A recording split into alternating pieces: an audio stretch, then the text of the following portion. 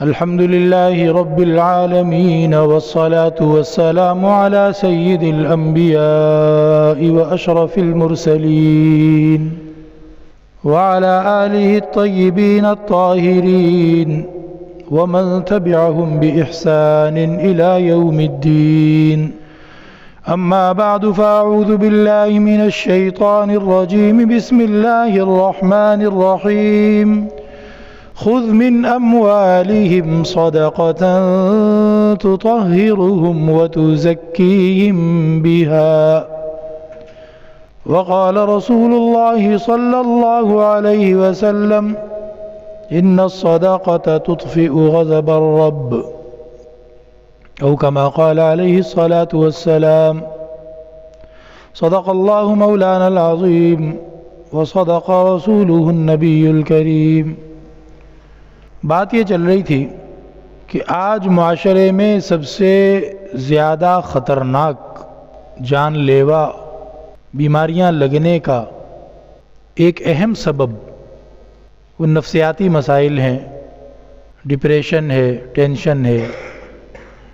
اس سے جہاں ایک طرف انسانی صحت شدید متاثر ہوتی ہے تو دوسری طرف معاشرتی خرابیاں، چھینا جھپٹی، قتل و غارت، رشتوں کو پامال کرنا اور بدلحاظی کرنا اور رشتے توڑ لینا، یہ سارے مسائل اسی وجہ سے ہیں کہ انسان نفسیاتی طور پر بعض چیزوں میں انتہائی کیفیت سے دوچار ہوتا ہے.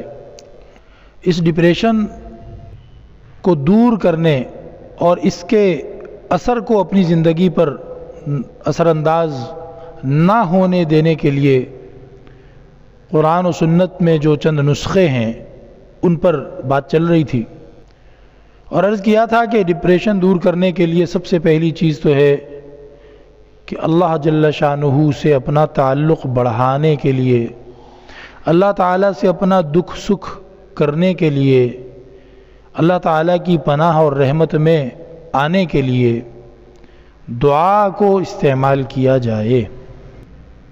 اگر میں روزانہ دعا نہیں کرتا ہوں تو میں آدھے منٹ کی دعا کرنا شروع کروں.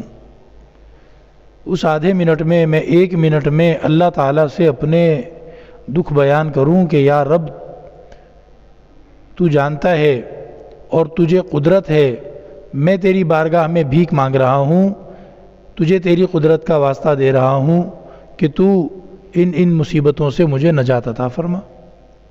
فلاں میری جائز خواہش کو پورا کرنے میں حلال راستے مجھے عطا فرما. اللہ تعالیٰ سے بات کرے. ہم جب ایک دوسرے سے ملتے ہیں تو ہم کہتے ہیں اور بھائی سناؤ کیا چل رہا ہے آج کل. تو اس کے جواب میں 2 ہی چیزیں ہوتی ہیں نا.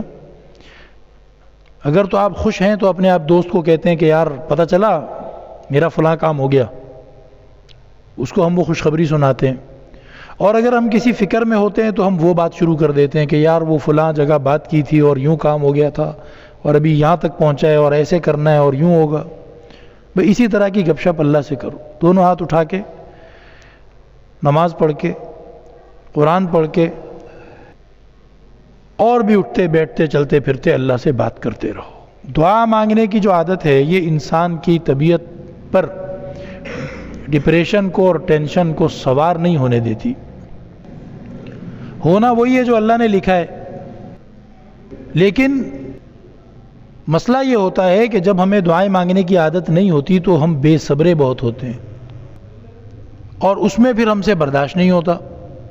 اور جس کا اللہ سے تعلق ہوگا، اللہ سے وہ اپنا دکھ سکھ کرتا رہتا ہوگا، اس کے دل میں ایک سکون اور اطمینان رہے گا. وہ دعائیں مانگتا تھا کہ فلاں کام یوں ہو جائے، وہ کام اس طرح ہو یا نہ ہو، یہ پاگل نہیں ہوگا، یہ صحیح رہے گا، یہ مرے گا نہیں اس چیز کے وجہ سے.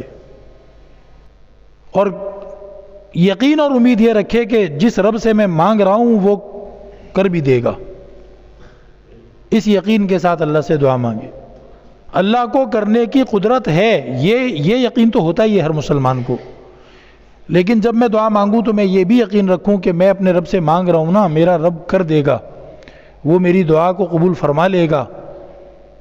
اس یقین کے ساتھ اللہ سے مانگے. دوسری بات یہ عرض کی تھی کہ اللہ تعالیٰ کو چلتے پھرتے اٹھتے بیٹھتے پکارتے رہنا. یا اللہ، یا رحمان، یا رحیم، لا الہ الا اللہ، اللہ کا ذکر کرتے رہنا۔ اس سے دل کو وہ سکون ملتا ہے، وہ اطمینان ملتا ہے کہ دنیا کی نہ کسی دوا میں وہ سکون اطمینان ہے، نہ دنیا کی کسی فضا میں وہ سکون اطمینان ہے، وہ اللہ کے ذکر میں ہی مل سکتا ہے۔ اور تیسری چیز بتائی تھی قرآن کریم کی تلاوت۔ قرآن کریم کی تلاوت یہ انسان کے دل کو روشنی سے، نور سے، پازیٹیو فیلنگ سے، مثبت سوچ سے بھر دیتا ہے۔ قرآن پاک کی تلاوت بڑی جاندار، آپ اپنی زندگی میں اس کی برکتیں دیکھیں گے، آپ اپنی صحت پر اس کا اثر محسوس کریں گے۔ بھائی کسی کو کوئی تکلیف، بیماری ہوتی ہے یا کوئی پریشانی ہوتی ہے، وہ کہتے ہیں کسی نیک بندے سے، کسی اللہ والے سے جا کر دم کرواؤ، تو وہ نیک بندہ، وہ اللہ والا قرآن کی کوئی آیتیں پڑھ کر یا قرآن میں بتائی گئی کوئی دعا پڑھ کر آپ کے اوپر صرف پھونک مارتا ہے اور آپ ٹھیک ہو جاتے ہیں۔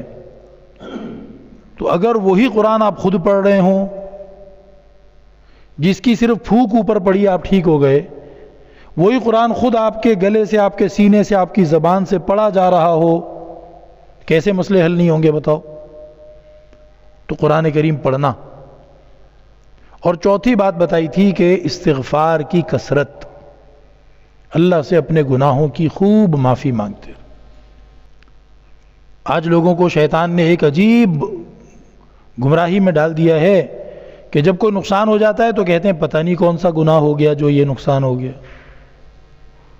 تو جن گناہوں کا تجھے پتہ ہے ان کی تو نے توبہ کی ہے؟ ایک بندہ اسی طرح کھڑا ہو کے کہہ رہا تھا عشاء کی نماز ہو چکی تھی، تو میں نے اس سے کہا کہ عشاء کی نماز پڑھی ہے؟ کہہ رہے نہیں۔ کہہ رہے کیوں پوچھ رہے ہو؟ میں نے کہا ابھی تم نے جملہ بولا تھا نا ایک، پتہ نہیں کون سا گناہ ہو گیا، عشاء کی نماز پڑھی ہے؟ پھر گردن پہ خارش کرنے لگ گیا۔ تو بھائی یہ کیا بات ہوئی کہ پتہ نہیں کون سا گناہ ہو گیا؟ نبی کریم علیہ السلام گناہوں سے پاک تھے، معصوم تھے۔ آپ صلی اللہ تعالیٰ علیہ وسلم صبح شام استغفار فرمایا کرتے تھے۔ یعنی جو گناہوں سے بالکل پاک ہے، جس سے گناہ ہوگا ہی نہیں، جس کے سسٹم کے اندر اللہ نے گناہ رکھا ہی نہیں ہے، وہ کر ہی نہیں سکتا گناہ، وہ جب توبہ استغفار کر رہا ہے تو ہمیں شیطان نے پٹی پڑھا دی کہ تم نے گناہ کون سا کیا ہے جو توبہ کرو گے، جو استغفار کرو گے۔ توبہ استغفار کا فائدہ خود انسان کو ہی ہوتا ہے، کرنے والے کو ہی ہوتا ہے۔ اللہ رب العزت اس کو پریشانیوں سے نجات عطا فرماتے ہیں، ایسی جگہ سے رزق دیتے ہیں جس کی طرف اس کی سوچ بھی نہیں گئی ہوتی، اور جو جہاں جہاں معاملات میں وہ پھنس چکا ہوتا ہے اللہ وہاں سے اس کو نکالتے ہیں۔ استغفار کی کثرت کرو۔ نبیوں نے اپنے امتیوں کو استغفار کی ترغیب دی۔ قُلْتُ اسْتَغْفِرُوا رَبَّكُمْ إِنَّهُ كَانَ غَفَّارًا يُرْسِلِ السَّمَاءَ عَلَيْكُمْ مِدْرَارًا۔ استغفار کرنے والے جس قوم میں ہوتے ہیں اس قوم پر وقت کی بارشیں ہوتی ہیں، اس قوم پہ رحمت والی بارشیں آتی ہیں، ورنہ بارش یا تو ہوگی ہی نہیں، یا پھر ہوگی تو وہ عذاب بن کر ہوگی، سب کچھ خراب کر دے گی۔ تو اللہ رب العزت سے اپنا تعلق جتنا ہم مضبوط کرتے جائیں گے، اتنا دنیا کے ہم اور غم اور فکر اور ٹینشن اور ڈپریشن، اس کے منفی اثر سے ہم محفوظ رہیں گے۔ پانچویں چیز جس پر آج بات کرنا مقصد ہے وہ ہے صدقہ۔ میں نے شروع میں ایک آیت قرآن کریم کی پڑھی جس میں اللہ تعالیٰ نے فرمایا ہے خُذْ مِنْ أَمْوَالِهِمْ صَدَقَةً تُطَهِّرُهُمْ وَتُزَكِّيهِمْ بِهَا، کہ اے نبی صلی اللہ علیہ وسلم آپ ایمان والوں سے صدقہ وصول کیا کریں، آپ ان سے کہا کریں کہ صدقہ دو۔ اس سے کیا ہوگا؟ یہ پاک ہو جائیں گے۔ کس چیز سے پاک ہو جائیں گے؟ ظاہر ہے اس سے وہ والی ناپاکی تو مراد نہیں ہے جو گٹر کا کیچڑ ہوتا ہے یا کپڑوں پہ کوئی گندگی لگ گئی ہے، صدقہ دینے سے وہ تو نہیں اترے گی، وہ تو دھونے سے اترے گی۔ یہ کون سی ناپاکی ہے جو صدقہ دینے سے اترے گی؟ یہ بے عملی اور بد عملی، فرض پورے کرنے میں سستی، اس کو بے عملی کہتے ہیں، اور حرام کاموں کو کرنا یہ بد عملی کہلاتا ہے۔ تو بے عملی اور بد عملی کی وجہ سے انسان کی زندگی پہ وبال ہوتا ہے، نحوست ہوتی ہے۔ قرآن کریم میں اللہ تعالیٰ نے فرمایا ظہر الفساد فی البر والبحر بما کسبت ایدی الناس، جو بھی خرابی تمہاری زندگی میں آتی ہے، چاہے سمندری ہو، چاہے خشکی پہ ہو، جو بھی خرابی، فساد، گڑبڑ، تباہی، نقصان تمہاری زندگی میں ظاہر ہوتا ہے، بما کسبت ایدی الناس، وہ تمہارے اپنے کیے ہوئے کاموں، کرتوتوں کی وجہ سے ہوتا ہے۔ تو یہ ہے وہ ناپاکی جو صدقہ دینے سے اترے گی۔ جب ہم صدقہ دیتے ہیں تو اللہ رب العزت ہماری زندگی کو گناہوں کی نحوست سے، گناہوں کے وبال سے پاک کر دیتا ہے۔ وَتُزَكِّيهِمْ، اور اللہ تعالی ہمارے دل کو، ہمارے مال کو، ہماری زندگی کو بالکل کلیئر، کرسٹل صاف ستھرا پاک کر دیتا ہے۔ اگر ہم صدقہ اللہ کی راہ میں دینے والے بن جائیں، اللہ رب العزت ہمارے گناہوں کے وبال اور نحوست سے ہماری زندگی کو پاک کر دے گا۔ تو صدقہ کیا چیز ہے؟ صدقہ کہتے ہیں صدق سے نکلا، صدق سچائی کو کہتے ہیں۔ تو جب میں سچے دل سے اللہ کی بارگاہ میں اپنا مال پیش کروں گا، میں نے مسجد کے چندے کی پیٹی میں جتنی گنجائش، توفیق، ہمت میرے دل میں تھی، میں نے اتنا پیسے اس میں ڈال دیے، اور پیسے ڈالنے کے بعد اور پیسے ڈالتے ہوئے میرا دل اندر سے بالکل سچا ہے کہ یا اللہ یہ بس تیری خوشی اور تیری رحمت حاصل کرنے کے لیے میں کر رہا ہوں۔ اگر تیری رحمت اور تیری خوشی مجھے مل گئی تو میرے سارے کام بھی درست ہو جائیں گے، اور میرے وارے نیارے ہو جائیں گے، اور میری سب پریشانیاں بھی دور ہو جائیں گی۔ وہ تو ہوگا ہی ہوگا، بس میرا مقصد یہ ہے کہ تیری رحمت والی توجہ مجھے نصیب ہو جائے، تو اس لیے یہ میں کر رہا ہوں۔ تو صدقہ صدق سے نکلا ہے، سچی نیت سے، سچے دل سے اللہ کی راہ میں خرچ کرنا۔ وہ ایک لطیفہ مشہور ہوا تھا، یہاں پر کراچی میں ایک بڑے عالم دین تھے، اللہ تعالیٰ ان کے درجات بلند فرمائے، ان کی قبر مبارک پہ کروڑوں رحمتیں نازل فرمائے۔ ان کی وہاں مسجد تھی گلشن اقبال میں، تو ایک صاحب آئے اور وہ دور سے ہی اتنے سارے پیسے ایسے ہاتھ میں اٹھا کر ایسے آ رہے ہیں اور پوچھ رہے ہیں جی وہ مفتی صاحب کدھر ہیں، میں نے چندہ دینا ہے، ایسے دکھا کے سب کو۔ وہ آگے جی یہ رہے مفتی صاحب، ہاں جی یہ پیسے ہیں، اتنے پیسے ہیں، یہ لے لیں، میں نے مسجد کو دیے۔ انہوں نے کہا اچھا بھائی ٹھیک ہے، اچھی بات ہے، جزاک اللہ۔ ایک دو باتیں کی اور اس کے بعد چلا گیا۔ اب باہر جا کے کہیں گاڑی میں اپنی وہ بیٹھ کے انتظار کرتا رہا۔ 5-7 منٹ کے بعد واپس اندر آ گیا اور آ کے کہتا ہے کہ جی وہ مجھے پیسے واپس کر دیں۔ بولا کیوں؟ بولا میں نے آپ کو اتنے سارے پیسے دیے، آپ کو میں نے اپنا نام بھی بتایا، میرا یہ نام ہے۔ تو بولا آپ کو رسید بنا کے دے تو دیے؟ بولا نہیں، آپ نے اعلان نہیں کیا، مسجد میں اعلان نہیں کیا، تو اس لیے میرے پیسے واپس کر دیں۔ تو مفتی صاحب نے ایک لڑکے کو بلایا اور اس کو بندے کو پیسے واپس پکڑایا اور اس لڑکے سے کہا کہ اسپیکر کھول کے اعلان کر دو کہ فلاں صاحب نے مسجد میں اتنا چندہ دیا تھا، اب وہ واپس لے کے جا رہے ہیں۔ تو وہ کہہ رہے نہیں یہ اعلان نہیں کرو، سمجھ رہے؟ تو یہ صدقہ تو نہیں ہے نا، پھر صدقہ ہوتا ہے صدق سے۔ آپ کا اور اللہ کا معاملہ ہے، آپ کا اور اللہ کا معاملہ ہے۔ جو اللہ کی رضا کے لیے دیتے ہیں، ایک تو وہ دینے میں کنجوسی نہیں کرتے، نمبر 1 پہلے مرحلے پر، پہلے قدم پر وہ کہتے ہیں بھائی ہم نے اللہ سے کاروبار کرنا ہے، اور دوسرے نمبر پر دینے کے بعد وہ چودھری بن کے نہیں دکھاتے، اللہ کو دیا ہے نا، مولوی صاحب کو تھوڑی دیا ہے۔ تو یہ کہنا کہ جی کہاں دوں کہاں نہ دوں، اس چکر میں دنوں سے، ہفتوں سے، مہینوں سے سال گزرتے جا رہے ہیں اور صدقے کی توفیق ہی نہیں ہو رہی۔ بھائی تم نے اللہ کی رضا کے لیے دینا ہے۔ حدیث میں آتا ہے، نبی کریم علیہ السلام نے فرمایا کہ ایک شخص نے عزم کیا کہ میں کمال درجے کا صدقہ دوں گا، اور کمال درجے کا صدقہ دینے کے لیے اس کو خیال یہ آیا کہ چھپ کر دینا چاہیے، اور چھپنے کی جو تدبیر اس نے سوچی وہ اندھیرے میں دوں گا، رات کو۔ اب وہ رات کو نکلا تو صدقہ دے کر آ گیا، تو اس کو خواب میں بتایا گیا کہ جو تو نے صدقہ دیا ہے رات کے اندھیرے میں، جس کو دیا ہے وہ چور تھا، چور، وہ اپنے چوری کے مشن پہ نکلا ہوا تھا رات کو، تو نے اس کو صدقہ دے دیا۔ تو وہ صبح اٹھا تو اس کو بڑا افسوس ہوا کہ یار میں رات جاگا بھی اور باہر گھومتا بھی رہا اور پیسے بھی خرچ کیے، تو یہ تو غلط ہو گیا، چور کو تو دینے کا نہیں سوچا تھا، میں نے تو کسی نیک آدمی کو دینا تھا۔ اب دوبارہ جو گیا تو پھر کسی غریب خاتون کو اس نے صدقہ دے دیا۔ پھر خواب میں اس کو بتایا گیا کہ وہ تو جسم فروش عورت تھی جس کو تم نے رات کو صدقہ دیا۔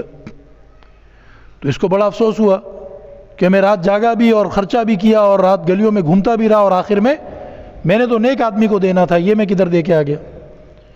لیکن چونکہ طلب سچی تھی کہ اللہ کے ساتھ میں نے یعنی معاملہ کرنا ہے، کاروبار کرنا ہے، دوبارہ پیسے الگ کیے اور کہا کہ اب میں صدقہ دے کے آتا ہوں۔ اور پھر ایک صاحب سے سامنا ہوا رات کے اندھیرے میں، پوچھا بھائی خیریت سے ہو، کوئی کسی اور چکر میں تو نہیں نکلے، چوری ووری تو نہیں کر رہے یا کسی جسم فروش عورت کو تو نہیں ڈھونڈ رہے؟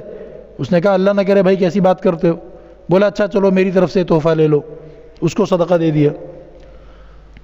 اب جو سویا تو خواب میں آیا کہ آج رات جس کو تو نے صدقہ دیا وہ تو خود مالدار آدمی تھا، وہ مالدار آدمی تھا، وہ غریب نہیں تھا تو نیک آدمی لیکن مالدار تھا۔ لیکن ساتھ ہی یہ بشارت سنائی گئی کہ اللہ نے تیرے تینوں صدقے اپنی شان کے مطابق بڑھا چڑھا کر قبول فرما لیے اور تجھے اس کا بڑا اجر ملے گا کیونکہ اندر سے تیرا دل سچا تھا۔ تو آپ صدقے نیت سے صدقہ دیتے ہیں، صدقہ کہتے ہی اس کو ہیں جو آپ نے اللہ کی رضا کی سچی نیت سے دے دیا۔ اس کے بعد اب آپ کی ٹینشن نہیں ہے، آپ نے اللہ سے اس کا اجر لینا ہے۔ نبی کریم علیہ الصلوۃ والسلام نے ارشاد فرمایا کہ جو صدقہ ہے وہ غریب کی جیب میں بعد میں جاتا ہے، غریب کے ہاتھ میں بعد میں جاتا ہے، پہلے وہ اللہ کے ہاتھ میں جاتا ہے، وہ رحمان کے ہاتھ میں جاتا ہے۔ آپ نے 10 روپے، 100 روپیہ، 1000 روپیہ، اللہ تعالیٰ جتنی ہمت دے، ہمت پیدا کرنے سے ہوتی ہے۔ ہمت کسی پری کا نام نہیں ہے کہ وہ آئے گی اور جادو کی چھڑی آپ کے سر پہ گھمائے گی اور آپ کو توفیق ہو جائے گی صدقہ دینے کی۔ یہ بھی ایک بڑی غلط فہمی ہوتی ہے، لوگ کہ توفیق کا انتظار کرتے کرتے مر جاتے ہیں، کہتے ہیں جی توفیق ہوگی تو کروں گا۔ توفیق کس چیز کا نام ہے؟ اندر سے اپنے آپ کو تیار کرو، دل نہیں چاہ رہا ہے اس کو کرو۔ ایک بندے نے کہا کہ جی دل نہیں کرتا ہے مثلا نماز پڑھنے کو، تو ایسے حالت میں جب دل نہ کر رہا ہو نیک کام کرنے کو، نماز کی بات کر لو، صدقے کی بات کر لو، دل اندر سے نہیں کر رہا، لیکن آپ اللہ کا حکم سمجھ کر پھر بھی اس کام کو کرتے ہیں، تو اس کی کیا حیثیت ہوگی؟ جو آپ کا دل ہی اندر سے نہیں مان رہا۔ تو پوچھنے والے کا مقصد یہ تھا کہ پھر فائدہ کیا؟ بے دلی سے آپ ایک کام کر رہے ہیں۔ تو اللہ والوں نے جواب دیا کہ وہ جو دل نہیں کر رہا اور پھر بھی تم وہ کام کر رہے ہو، وہی کام سب سے زیادہ اخلاص والا ہے، کیونکہ اس میں اپنا مزہ اور اپنی طبیعت شامل نہیں ہے۔ ایک بندے کو مزہ آ رہا ہے نماز پڑھنے میں اور وہ جناب خوشی خوشی سرشاری کے ساتھ، ایکسائٹمنٹ کے ساتھ نمازیں پڑھ رہے ہیں۔ ایک بندے کو مزہ آ رہا ہے غریبوں میں صدقہ دینے میں، مسجد میں صدقہ دینے میں، ٹھیک ہے اللہ تعالیٰ اس کو بھی قبول فرمائیں گے۔ یہ شاباشی کی چیز ہے کہ تجھے نیک کام کرنے میں مزہ آتا تھا، یہ اچھی چیز ہے، یہ بری چیز نہیں ہے، اس پہ اللہ کی طرف سے شاباشی ملے گی۔ لیکن وہ بندہ جس کی طبیعت نہیں مانتی، دل نہیں چاہتا، حدیث میں آتا ہے نا کہ کنجوس آدمی اگر اپنا مال خرچ کرنے کا ارادہ کرتا ہے تو اس کی کنجوسی اس کے جسم کے اوپر لوہے کی جیکٹ بن جاتی ہے۔ اس زمانے میں لوہے کی جیکٹیں ہوتی تھی، وہ جنگ لڑنے کے لیے پہنتے تھے تاکہ دشمن جب تیر مارے تو تیر نہ لگے۔ تو اگر وہ لوہے کی جیکٹ اوپر سے ہاتھ ایسے کر کے پھر پہن لو تو اس کی وہ رسیاں وسیاں ہوتی تھی وہ باندھ دو تو پھر ہاتھ نہیں ہل سکتا، اندر وہ ٹائٹ کر کے فٹ ہو جاتی تھی نا، تو اسی لیے وہ ہاتھ ایسے باہر نکال کے پھر اس جیکٹ کو پہنتے تھے۔ اگلا حصہ رکھا، پچھلا حصہ رکھا، وہ بیچ میں رسیاں ہوتی تھی ان کو ٹائٹ کر کے باندھا۔ تو نبی پاک علیہ السلام فرماتے ہیں کہ کنجوس آدمی جب اللہ کی راہ میں خرچ کرنے کی نیت کرتا ہے کہ بھائی چلو مسجد میں 100 روپیہ ڈال دوں، مسجد میں کچھ پیسے ڈال دوں، تو اس کی کنجوسی اس کے جسم کے اوپر لوہے کی جیکٹ کی طرح ٹائٹ ہو جاتی ہے، جس میں وہ اپنا ہاتھ ہلا کر اپنی جیب تک نہیں لے جا سکتا، اور اپنا ہاتھ ہلا کر وہ مسجد میں 10 روپے نہیں ڈال سکتا۔ اس کی کنجوسی کی نظر نہ آنے والی وہ جو جیکٹ ہے، خود وہ زرہ جو ہے وہ اس کے اوپر ٹائٹ ہو جاتی ہے۔ تو توفیق کس چیز کا نام ہے کہ اس کنجوسی کے خیال کو دھکیل کر پھینک دو باہر۔ بولو یہ سب اللہ کا مال ہے، میں بھی اللہ کا ہوں، جب اللہ چاہے گا مجھے بھی موت دے دے گا، جب اللہ چاہے گا مجھ سے اس مال کو چھین بھی لے گا، تو کیوں نہ میں اس مال کو اللہ کی رضا حاصل کرنے کا ذریعہ بناؤں۔ تو توفیق اسی چیز کا نام ہے کہ آپ جب دل نہ چاہ رہا ہو اس وقت آپ اس نیکی کے کام کو کریں۔ یہ تو زیادہ خلوص اور سچائی کی دلیل ہے نا، کہ مجھے تو مزہ بھی نہیں آ رہا تھا اس کام کے کرنے میں، یا اللہ تیری رضا کی خاطر میں نے یہ کام کیا۔ ہو سکتا ہے جسے مزہ آ رہا ہو سکتا ہے کل کو اللہ اس کو کہہ دیں کہ تو نے تو اپنی طبیعت اور اپنے مزے کے لیے کیا ہوگا، جا۔ لیکن اللہ کی رحمت سے یہ امید نہیں ہے۔ البتہ جس کا جی نہیں چاہ رہا وہ کرتا ہے، اس کو تو اللہ تعالیٰ شاباشی دیں گے، بھئی تو نے صرف ہماری خاطر کیا، تو نے صرف ہماری خاطر ایسا کیا۔ مہمان کو اگر یہ یقین ہو جائے کہ میرا میزبان میری خاطر ساری تکلیف اٹھا رہا ہے، آپ کہیں سے گزر رہے تھے، آپ کا دوست پہلے سے چکن ٹکے بنا کے بیٹھا ہوا تھا، اور جناب گولا کباب اور ہر طرح کے کھانے سامنے رکھ کے بیٹھا ہوا تھا، آپ کو کہتے ہیں جی آ جاؤ جی میرے ساتھ کھانا کھاؤ، ٹھیک ہے اچھی بات ہے، اس نے آپ کو کھانا کھلایا، لیکن آپ نہ بھی آتے تب بھی تو وہ کھا ہی رہا تھا۔ لیکن دوسرا دوست وہ ہے کہ آپ کو پتہ ہے یہ بیچارہ تو کچے پیاز کے ساتھ روٹی کھا لیتا ہے، گزارا کرنے والا سادہ آدمی ہے، لیکن آج میں آیا ہوں تو میرے لیے یہ قورمے اور پلاؤ اور یہ سب بنا رہا ہے، میرے لیے یہ مہنگے مہنگے کھانے بنا رہا ہے، تو آپ کو پھر اس کے اوپر زیادہ پیار آتا ہے، آپ اس کے زیادہ احسان مانتے ہیں، آپ اس کی زیادہ محبت محسوس کرتے ہیں۔ تو یہ بالکل وہی والی مثال ہے۔ تو توفیق کس چیز کا نام ہے؟ کہ جب دل نہ کر رہا ہو اور وہ کام اللہ کی رضا والا ہو، اللہ کے حکم والا ہو، تو بس اس کام کو کریں، اسی کا نام توفیق ہے۔ سستی کا علاج چستی۔ کسی نے کہا کہ جی وہ تہجد میں اٹھا نہیں جاتا، سستی ہوتی ہے، آنکھ کھل بھی جاتی ہے تو سستی ہوتی ہے، تو حضرت مولانا اشرف علی تھانوی صاحب رحمۃ اللہ علیہ نے فرمایا کہ سستی کا علاج چستی ہے۔ اب اس سستی کو دھکا دو، چستی دکھاؤ اور بستر سے اتر کے تہجد پڑھ لو۔ تو اسی طرح صدقے کے بارے میں آپ صدقہ کرنے لگیں گے، آپ کو شیطان 10 باتیں یاد دلائے گا، نہیں ادھر نہیں دو، کہیں اور دینا، وہ تم نے ابھی تو فلاں کام بھی کرنا ہے وہ پہلے کر لو، اب پھر کبھی دے دوں گا، آپ کو کیا جلدی ہے۔ نبی کریم علیہ السلام نے فرمایا کہ مالداری کو غربت سے پہلے غنیمت سمجھو۔ بندے کو کچھ پتہ نہیں ہے کب غریب ہو جائے، کب اللہ تعالیٰ اس کو مال و دولت سے نکال کر باہر روڈ پہ کھڑا کر دے اور مال و دولت اس کا سارا جاتا رہے، یا کسی ایسی مصیبت میں پھنس جائے کہ وہاں سے پھر نہ مال نکال سکے نہ خود نکل سکے۔ تو مالداری کو غنیمت سمجھو غربت آنے سے پہلے، اللہ کی راہ میں صدقہ کرو۔ اور صدقے کرنے والے نبی کریم علیہ السلام نے فرمایا کہ اللہ تعالیٰ تمہارے صدقوں کو اس طرح پیار سے لیتے ہیں، اس طرح پیار سے پالتے رہتے ہیں جیسے تم میں سے کوئی آدمی اپنی اونٹنی کا پیدا ہونے والا چھوٹا بچہ سنبھال کے اس کو پال کے بڑا کرتا ہے،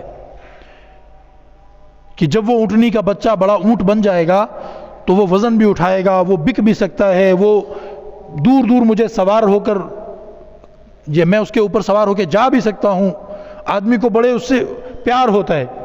آپ میں سے کچھ لوگ تو ماشاءاللہ یہاں جانوروں کو پالنے والے ہیں، جو باڑے وغیرہ سے جن کا تعلق ہے، تو اگر کوئی وہ جو ہے کٹی پیدا ہو جائے تو اس کٹی کو کتنا سنبھال کے اس کو پالتے ہو کہ بھئی یہ چند مہینوں کے بعد بڑی ہو جائے گی، پھر یہ گبن ہو جائے گی، پھر یہ دودھ دے گی، اس کو کتنا پیار سے سنبھال کے۔ اللہ تعالیٰ تمہارے دیے ہوئے صدقے کو اسی طرح پالتا ہے، یہاں تک کہ تمہارا دیا ہوا وہ صدقہ پہاڑوں کی طرح بڑا ہو جاتا ہے۔ اور ایک دوسری حدیث میں آتا ہے کہ قیامت کے دن بندہ حیران ہو جائے گا، اتنے پہاڑوں جیسے بڑے بڑے ثواب اس کو ملیں گے، یا اللہ یہ کدھر سے آ گئے، اتنے بڑے بڑے کون سے میں نے نیک کام کیے تھے، اتنے بڑے ثواب مجھے کہاں سے مل رہے ہیں؟ پتہ چلے گا وہ 10 روپے تھے جو مسجد میں ڈالے، وہ 50 روپے تھے جو مسجد میں ڈالے، وہ 100 روپیہ تھا جو مسجد میں دیا، اللہ تعالیٰ اس کو پیار سے پالتا رہے گا یہاں تک کہ قیامت کے دن وہ پہاڑوں کے برابر ثواب بنا ہوا ہوگا۔ آج ہمیں لگتا ہے کہ یہ کوئی کام ہی نہیں ہے۔ تو اس لیے کنجوسی کا علاج ہے سخاوت۔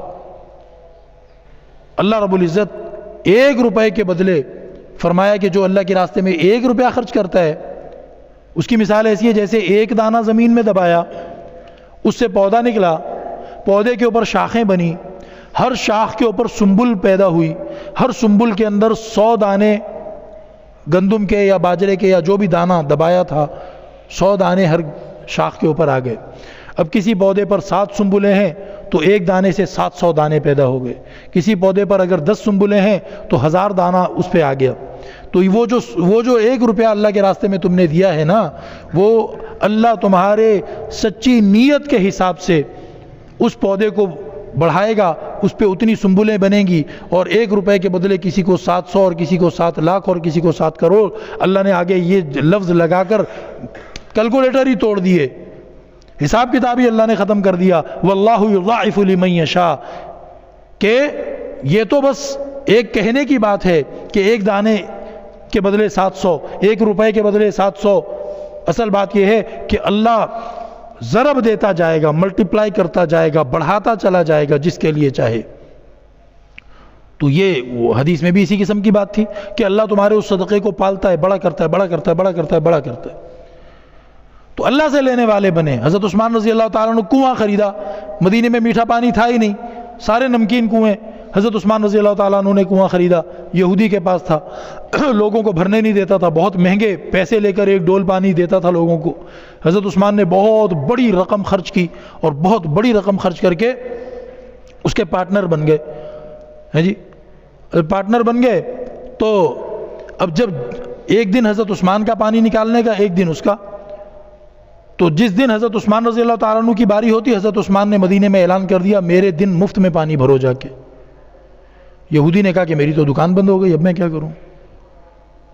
تو اس نے کہا کہ جی آپ مجھے واپس بیچ دیں، آپ نے جو خریدا تھا مجھے واپس بیچ دیں۔ بولا کتنے پیسے دو گے؟ بولا ڈبل دوں گا، وہ نہیں بیچتا۔ 3 گنے دوں گا، وہ نہیں بیچتا۔ 4 گنا دوں گا، بولا نہیں بیچتا۔ بولا یار 4 گنا بھی، مثال کے طور پر 1 کروڑ روپے کا تھا تو 4 کروڑ دوں گا، 1 کروڑ خرچ کر کے 4 کروڑ آپ کو 2-4 دن میں مل رہا ہو تو آپ تو الٹی کلا بازیاں کھائیں، جلدی سے بیچ دیں، سودا کر دیں۔ حضرت نے فرمایا کہ نہیں۔ بولا کیوں نہیں بیچتے؟ مجھے سمجھ نہیں آ رہا، تمہیں 1 کروڑ کا 4 کروڑ مل رہا ہے اور دن بھی بیچ میں تھوڑے سے ہی گزرے ہیں۔ حضرت عثمان نے فرمایا کیونکہ مجھے اس سے زیادہ کی آفر ہے، کیونکہ مجھے اس سے زیادہ کی آفر ہے۔ تو اس نے کہا کہ بھائی کس نے دے دی اس سے زیادہ کی آفر؟ تو حضرت عثمان رضی اللہ تعالیٰ نے فرمایا کہ اللہ تعالیٰ نے 700 کی آفر دے رکھی ہے جی۔ 1 دانہ خرچ کرو تو اللہ تعالیٰ کیا کریں گے؟ 7 سنبلات فی کل سنبلہ 100 حبہ، 1 دانے سے 7 سنبلیں، ہر سنبل میں 100 دانے، 700۔ مجھے 700 گنا کی آفر ہے، میں 4 گنا پہ کیوں بیچوں؟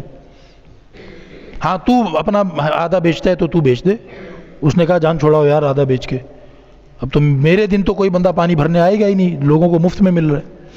تو حضرت عثمان رضی اللہ تعالیٰ عنہ نے مجھے اور آپ کو فلسفہ سمجھا دیا کہ دنیا کا مفاد اور دنیا کا فائدہ مت دیکھا کرو، آخرت کا فائدہ دیکھا کرو۔ اور تم نے اللہ سے لینا ہے، تمہارا اللہ سے تعلق ہے۔ اس کی مجھے شکل پسند نہیں ہے، یہ اس نے مجھ سے لڑائی کی تھی، اس کا یہ مسئلہ ہے، اس کا یہ مسئلہ ہے۔